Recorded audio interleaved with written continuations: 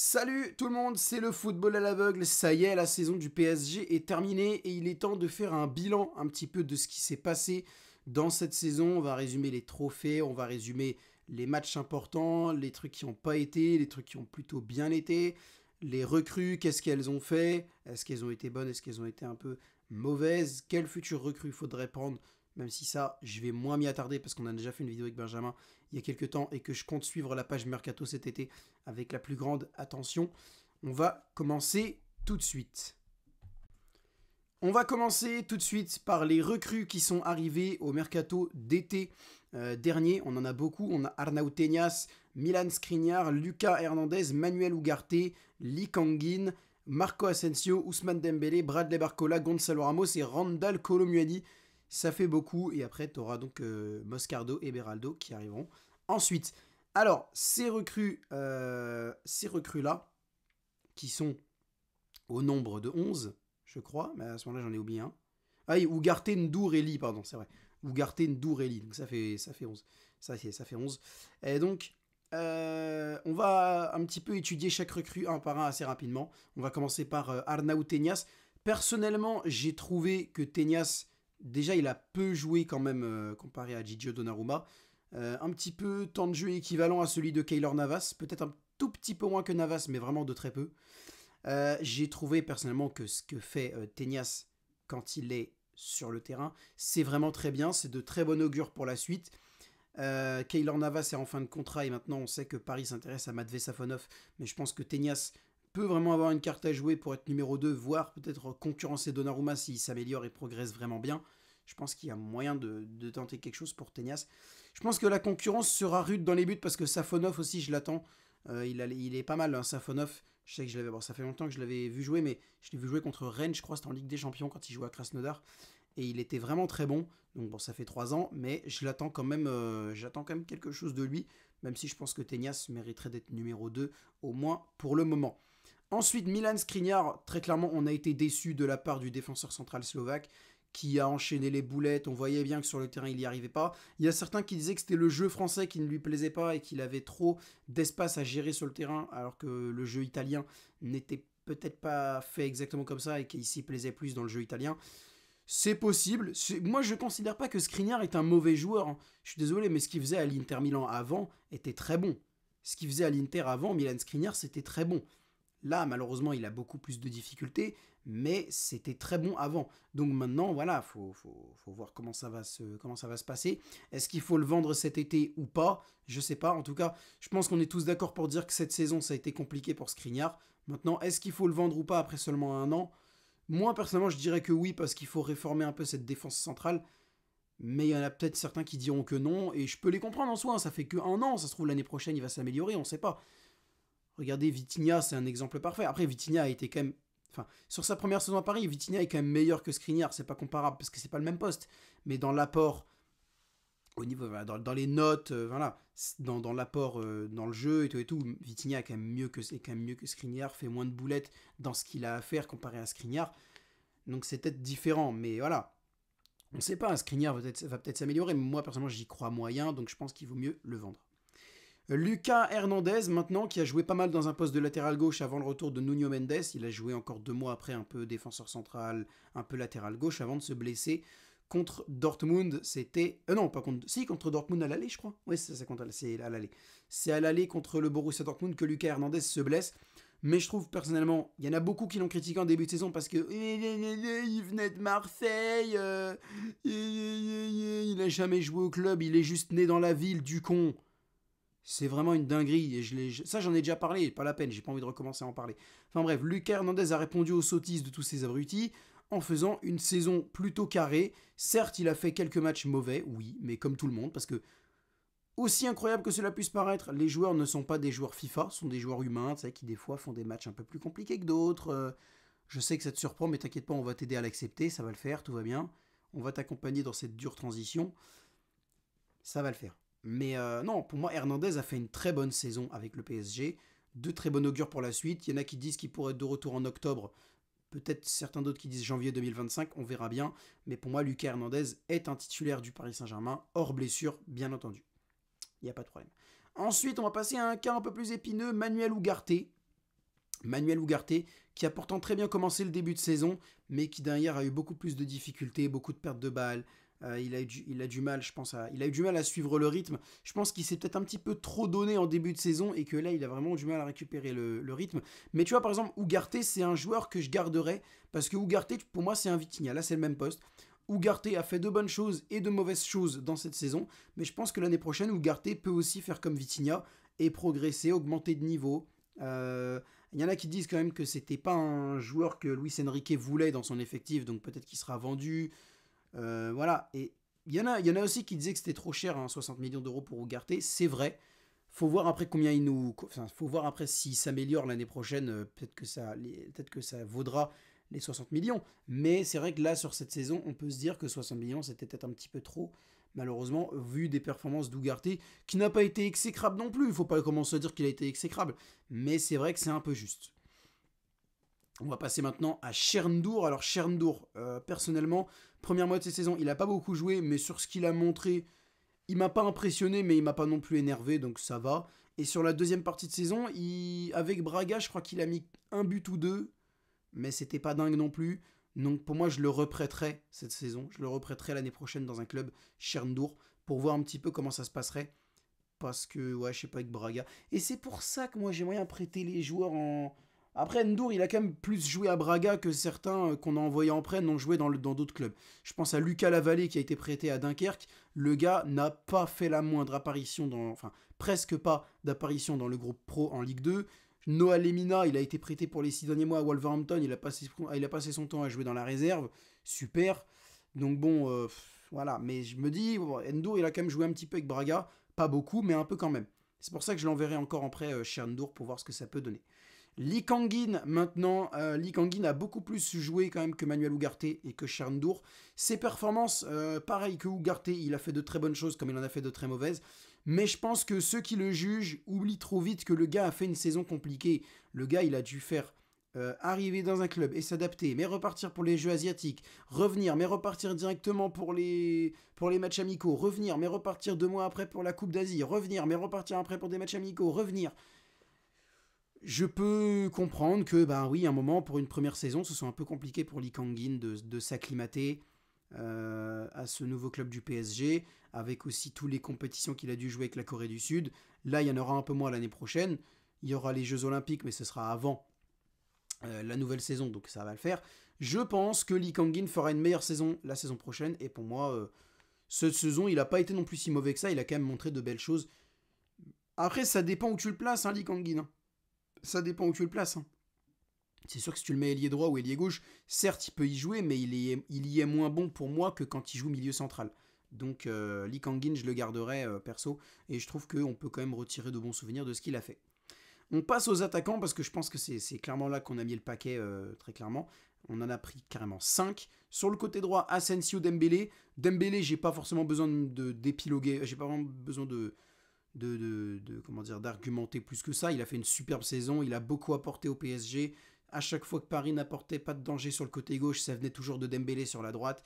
À chaque fois que Paris n'apportait pas de danger, ça venait de lui qui réveillait un peu tout ça. Donc Dembélé, pour moi, parfaite saison et c'est clairement la meilleure recrue du PSG cette saison. Peut-être en concurrence avec Lucas Hernandez, mais Ousmane Dembélé le bat. Ousmane Dembélé bat Lucas Hernandez, mais Hernandez a quand même fait une bonne saison, mais je pense que Dembélé le bat. Marco Asensio a fait quelques bonnes entrées, mais ne m'a pas impressionné. Il m'a pas non plus énervé, mais il m'a pas vraiment impressionné, Asensio. J'attends de voir. Si on le vend, je serai pas déçu. Mais si on le garde, je serai pas déçu non plus. J'attends juste de voir pour la suite. Asensio a quand même fait de bonnes choses, mais je sais pas, moi, il m'a pas impressionné. On passe dans l'axe avec Gonzalo Ramos tout d'abord. Gonzalo Ramos qui a fait pour moi une superbe saison, qui a été un petit peu délaissé par Luis Enrique. Les rumeurs disent que là aussi, il n'en voulait pas, ce qui pourrait expliquer qu'il ne le fasse pas beaucoup jouer. C'est un peu dommage parce que contrairement à Kolo Muani, on va en parler tout à l'heure, Ramos a fait une très bonne saison. Il a marqué beaucoup de buts, il a su être décisif.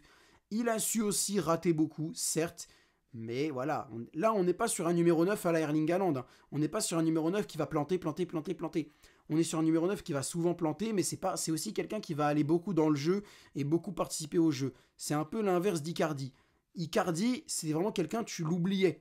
Icardi, tu l'oubliais carrément. Quand il était au PSG, le mec, tu l'oubliais sur le terrain. Il plantait certaines fois. Je t'avoue que je me souviens plus de ses stats, mais Ramos, c'est un peu l'inverse. Ramos, tu le vois quand même pas mal.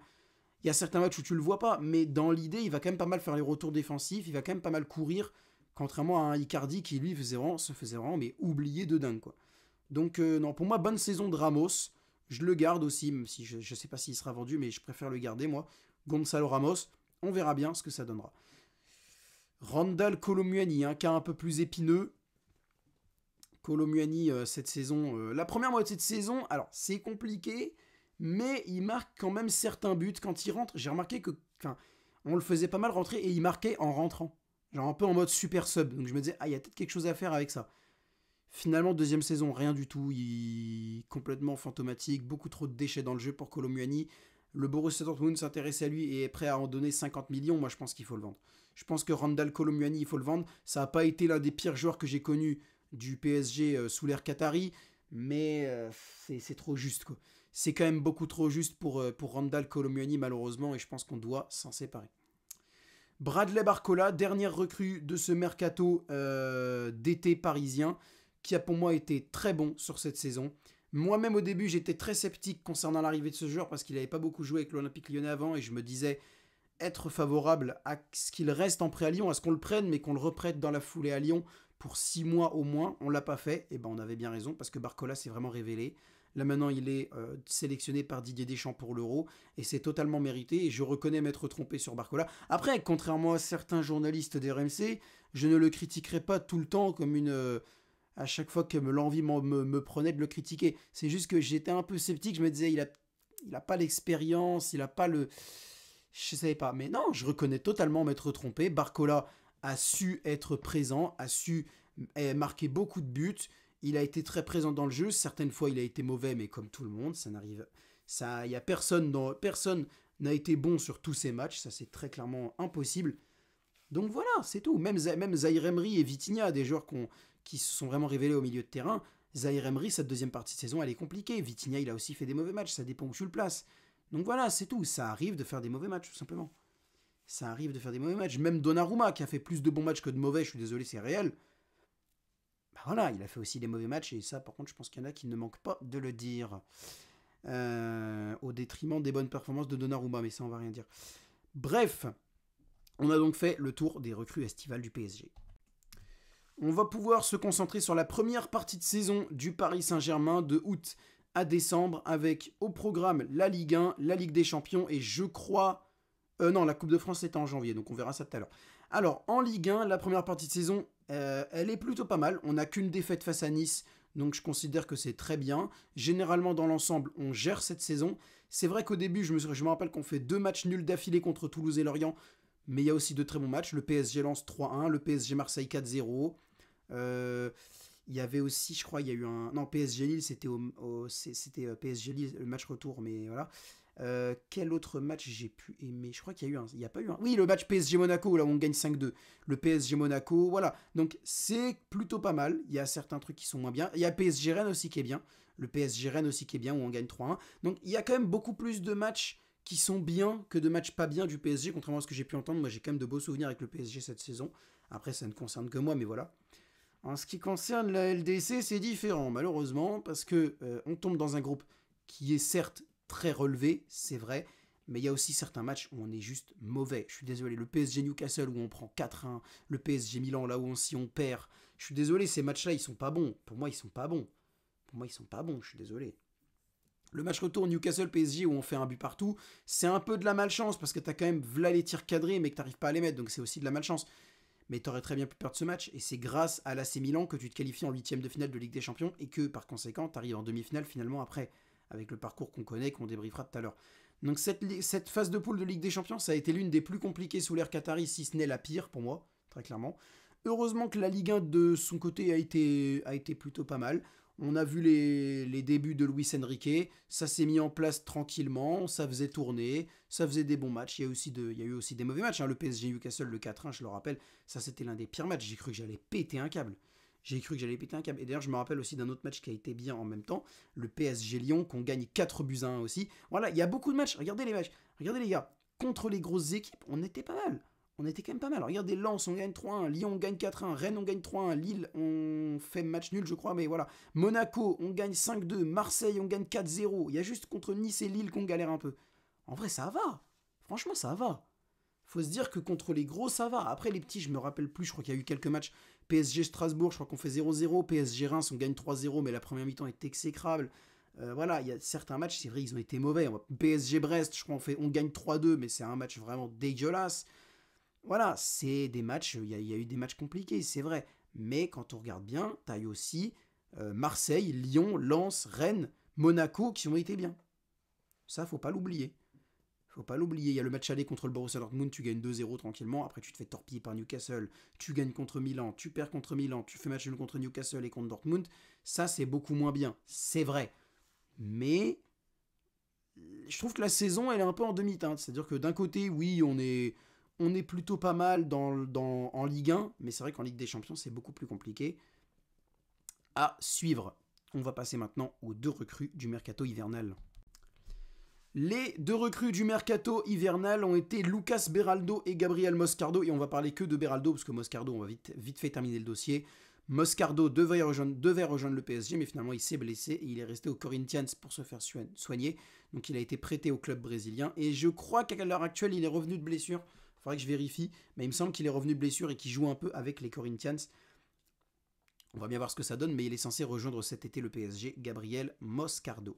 Du côté de Lucas Beraldo, alors je vais passer un mini coup de gueule, j'ai beaucoup entendu des gens dire qu'il était mauvais, qui n'ont retenu que ses matchs en Ligue des Champions. Il y a un moment, je suis désolé, Beraldo, il a 20 ans. Beraldo, ça fait 4 mois qu'il est là. Beraldo, il était au Brésil avant. Beraldo, c'est un jeune. Beraldo a quand même fait de bonnes performances en Ligue 1. Si le mec, pour ses 6 premiers mois, il peut être bon en Ligue 1, eh ben moi, ça me va. Il y a un moment, les gars, on dirait, vous avez recruté un mec de classe mondiale et vous vous attendez à ce qu'il fasse des superbes performances tout de suite. On dirait vous avez recruté Pépé. On dirait vous avez recruté Karl Puyol. Franz Beckenbauer. On dirait vous avez recruté Maldini, les gars.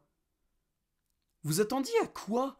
On parle d'un mec de 20 ans qui arrive depuis 4 mois, qui était au Brésil avant. Expliquez-moi en quoi le championnat brésilien est exactement pareil que le championnat français. C'est une dinguerie.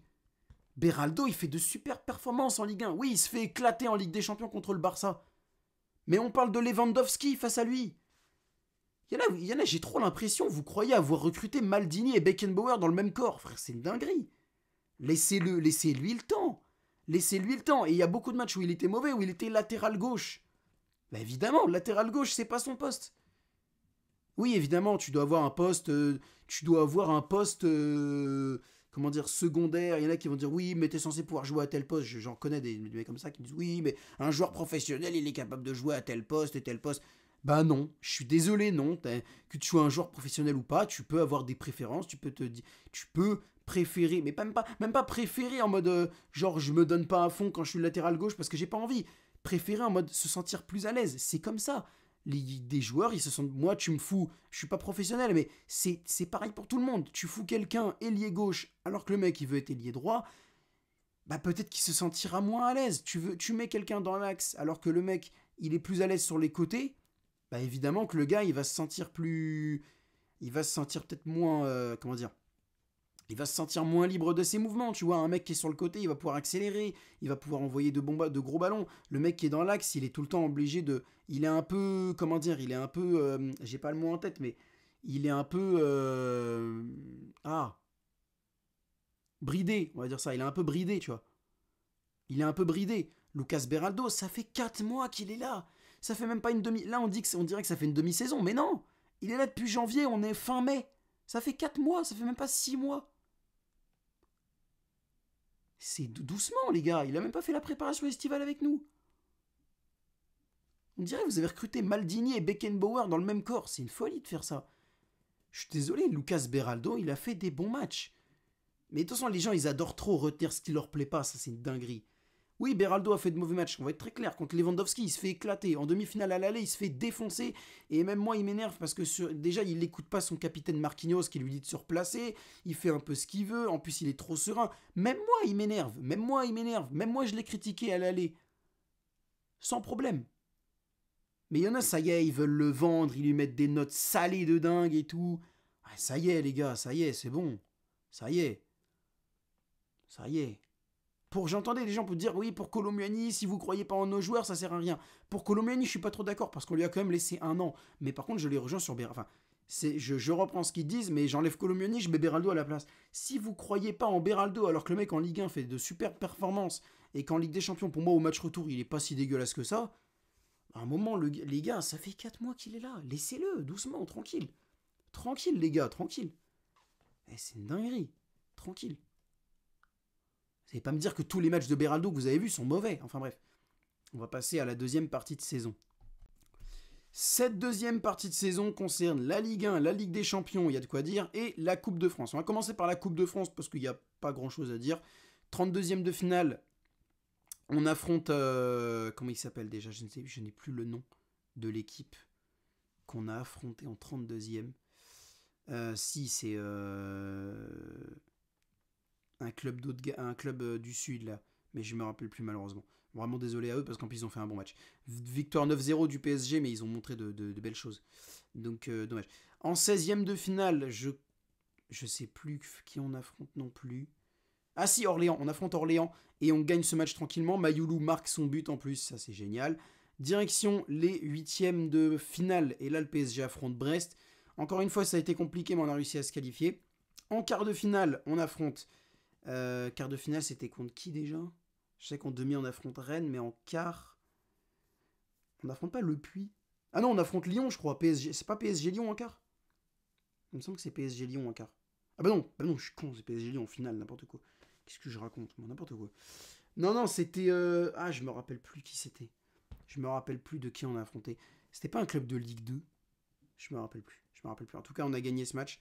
Demi-finale face à Rennes, ça a été un peu plus compliqué, mais on a géré. Et en finale face à Lyon, la première mi-temps est bonne, la deuxième l'est un peu moins. Cette Coupe de France, dans l'ensemble, on l'a gérée. Après la Coupe de France, généralement, on n'a pas trop de difficultés non plus. Éclairez-moi sur le parcours, parce que je me rappelle plus du tout de nos adversaires, à part Orléans, Brest, Rennes et Lyon. Je me rappelle plus 32e de finale qui c'était. Et quart de finale, je me rappelle plus. Non, je me rappelle pas. Non, je me rappelle pas. Je me rappelle pas. Je me demande si c'était pas Lille, mais je suis pas sûr. En tout cas, voilà. Ensuite, donc, la Ligue 1. On va passer à la Ligue 1. La Ligue 1, pareil, deuxième mois de cette saison, je trouve personnellement qu'on gère pas mal. Ça va, on n'est pas non plus, déroutants. On fait quelques mauvais matchs, c'est vrai. Face à Lille, non, si, face à Lille, on gère. C'est même le match qui m'a un peu marqué, j'aimais bien ce match.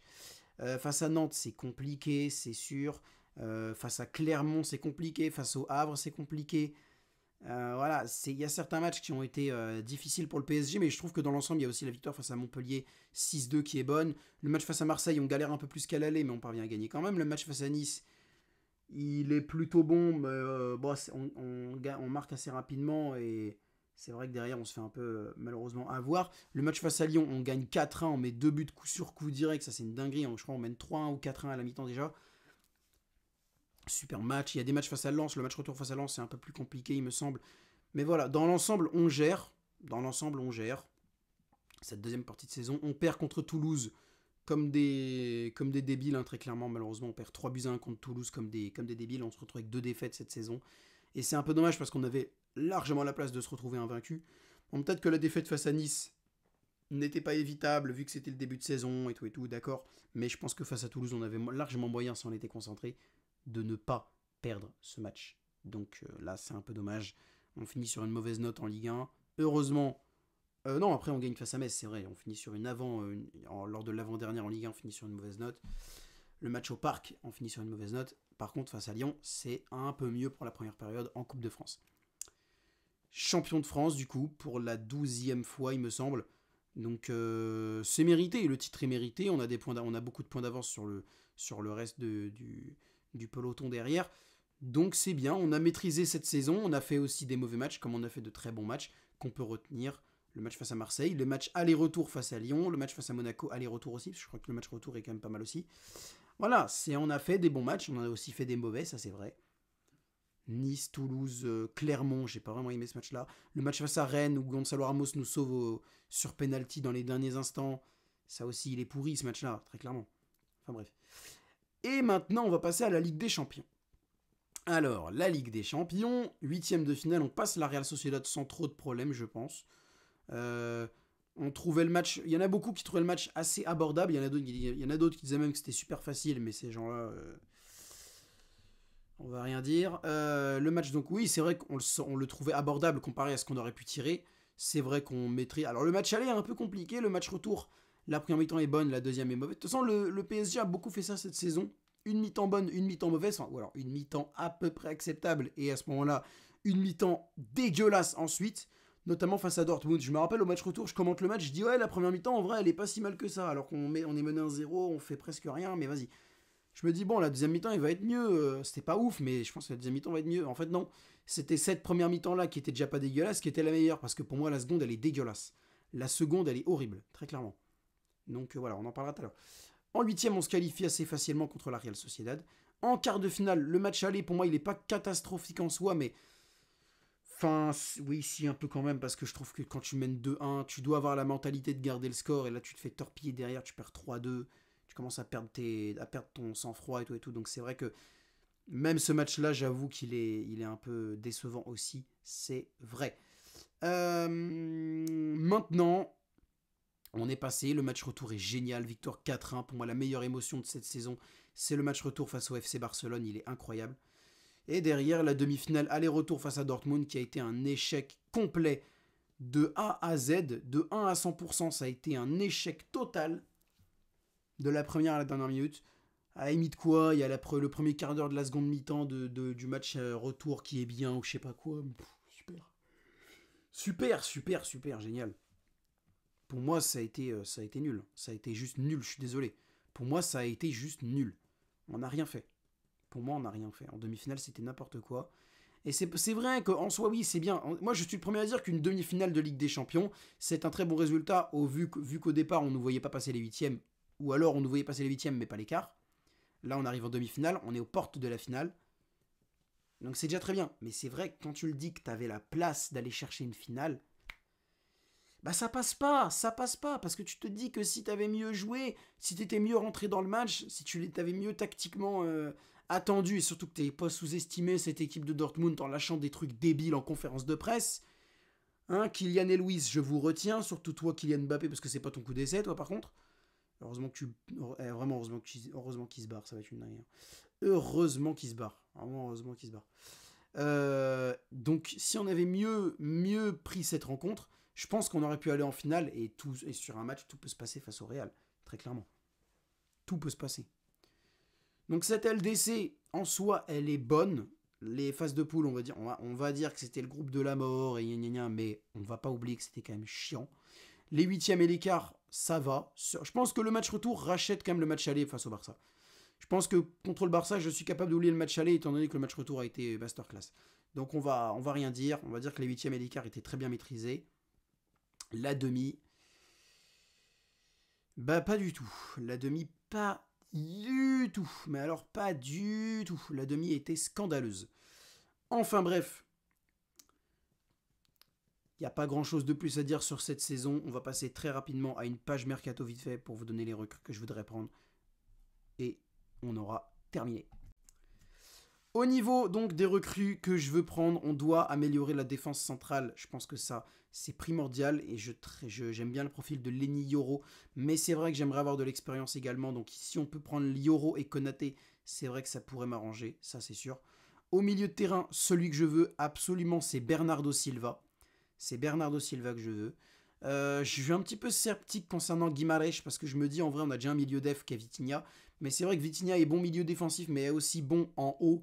Il est aussi bon quand on le monte un peu sur le terrain. Donc pourquoi pas prendre un milieu défensif comme Guimarães qui peut aussi monter aussi d'ailleurs et prendre Vitinha pour le faire monter en haut. On pourrait avoir un milieu de terrain Guimarães, Vitinha, Zaïre Emery ou Guimarães, Vitinha, Silva si on recrute Bernardo Silva. Mais pour moi la recrue qu'on doit prendre c'est Bernardo Silva. Pour moi c'est lui qu'on doit prendre. C'est clairement lui qu'on doit prendre. Moi, c'est la recrue que je veux. Bernardo Silva, c'est la recrue que je veux. Et en attaque, alors vous savez tous que je suis plus team Victor Gyökeres que Victor Osimhen. Parce que je sais pas, les performances de Gyökeres sont très bonnes avec le Sporting Portugal. J'aime bien ce joueur. Il a 25 ans. Il y en a qui disent qu'il n'est pas jeune, mais ça va. Enfin, oui, il s'est révélé tard, mais ça veut rien dire. Hein. Là, il a que 25 ans. 25 ans, c'est pas horrible. Il va rester 5 ans avec nous. C'est déjà bien 5 ans. 5-6 ans, c'est déjà très très bien. Hein. Et même après, hein, 31-32 ans, il est pas non plus si... Enfin, ça va, 31-32, ça peut largement le faire. Non, pour moi, Victor Gyökeres, je suis très chaud de le prendre. Même si jamais on prend Victor Osimhen, je suis pas non plus déçu. C'est vrai que je préférais le profil de Gyökeres, mais ok. En ce qui concerne le côté gauche, vu que apparemment Xavi Simons ne veut pas venir et sera reprêté, au départ, je voulais pas du tout d'un ailier gauche vu que Simons allait arriver, mais vu qu'il vient pas, je me dis bon, peut-être que prendre un, ça pourrait être pas mal. Mais en soi, la piste Gvishak Kvaratskhelia, moi, elle me plaît. Dans l'idée, elle me plaît. Mais c'est le fait de devoir dépenser 100 millions d'euros pour un gars qui jouera en concurrence totale avec Bradley Barcola. Enfin, je veux dire, j'ai pas envie de dépenser une telle grosse somme sur un poste d'ailier gauche qui n'est pas urgent, tu vois. La défense centrale, c'est urgent. Le milieu de terrain, c'est urgent. Ça oui, dépenser 100 millions sur ces postes-là, ça me dérange absolument pas. Mais dépenser 100 millions sur le poste d'ailier gauche, alors qu'en soi, t'as déjà Bradley Barcola qui est pas mal. Je veux dire que oui, il faut un banc compétitif. Mais ce que je veux dire par là, c'est que t'as des postes un peu plus prioritaires où dépenser une grosse somme serait une bonne idée. C'est ça que je veux dire. C'est ça que je veux dire. Après, voilà, si tu finis par le prendre, je serais pas déçu. Mais je me dis, bon, autant, si on veut vraiment dépenser des grosses sommes, 120 millions, autant les dépenser au milieu de terrain avec Guimarães, avec Silva, avec Yoro, Konaté. Autant prendre ces quatre-là, et puis comme ça, voilà. Peut-être Désiré Doué aussi, je crois que Désiré Doué peut jouer ailier gauche. T'as Lee Kangin qui peut jouer ailier gauche. T'as Kolomuani s'il reste qui peut jouer ailier gauche. T'as même Dembélé qui peut jouer un peu ailier gauche. T'as donc Barcola qui peut jouer ailier gauche. T'as Asensio qui peut jouer ailier gauche. T'as Bernardo Silva, même si dans une moindre mesure je préfère éviter de le voir à gauche, mais peut-être que t'as aussi lui qui peut jouer. T'as même Vitinha qui a déjà joué un peu ailier gauche en match de préparation. Je veux dire, t'as pas besoin en soi d'avoir... Enfin, c'est pas nécessaire de dingue de dépenser une telle somme sur un profil. T'as même Ismaël Garbi qui peut revenir de près et jouer ailier gauche. C'est même surtout lui d'ailleurs sur lequel je compte. T'as Ismaël Garbi, moi je compte bien sur lui. Franchement, ça va. Ailier gauche, on est bien les gars. On est bien, on est bien. Franchement, on est à peu près bien quand même. Comparé à la défense centrale et au milieu de terrain où on doit vraiment renforcer, l'attaque ça va. Pour moi, c'est le poste d'avant-centre qui nous fait défaut. Parce que tu comptes pas sur Ramos et Kolomuani, nous on le trouve mauvais. Ok, bah à ce moment-là, il faut prendre un autre. C'est bien. Nous on compte sur Ramos, mais toi tu comptes pas sur lui. Toi tu comptes sur Kolomuani, mais nous on le trouve mauvais. Bon bah on fait comment? Pour moi, on doit prendre un autre numéro 9, pas un autre ailier gauche. On a déjà Barcola. Et potentiellement plein d'autres joueurs qui pourraient suivre derrière pour jouer si jamais. Voilà. Et même Simons en vrai, hein, Simons, c'est peut-être pas encore sûr. Ça se trouve, l'information est fausse et Simons, il a pas encore pris sa décision. On sait rien. On sait pas. En vrai, on sait pas. Ça se trouve, Xavi Simons va revenir au PSG finalement, et à ce moment-là, non, moi je veux pas d'ailier gauche. Si Simons revient, je ne veux pas d'ailier gauche, très clairement. Enfin bref, c'est la fin de cette vidéo sur le PSG, le débrief de la saison. Le mercato estival de l'année dernière, on l'a décrypté. Le mercato futur estival, on l'a décrypté aussi. Savoir ce que je voulais, n'hésitez pas à donner votre avis dans les commentaires sur cette saison du PSG. Comment vous l'avez vécu? Est-ce que vous l'avez aimé? Est-ce que vous l'avez pas aimé? Quelle recrue vous avez aimé? Moi, je vais vous faire un top complet. Je vais vous faire un truc complet. Votre top match. Quel match dans la saison vous avez préféré? Toute compétition confondue, le match. Quel pire match? C'était quoi le pire match pour vous? La meilleure recrue, celle qui vous a le plus impressionné. La pire recrue. Et le joueur, je dis bien le joueur, que vous voulez absolument. Tout poste confondu, si vous ne deviez prendre qu'un seul joueur pour le mercato estival, vous prendriez qui? Voilà, je veux votre débrief de la saison et après, top match, flop match, top recrue, flop recrue et futur recrue en solo. Sur ce, c'était le football à l'aveugle. N'hésitez pas à lâcher un like si la vidéo vous a plu, à commenter, à partager et à vous abonner. Et je vous dis ciao ciao, à bientôt.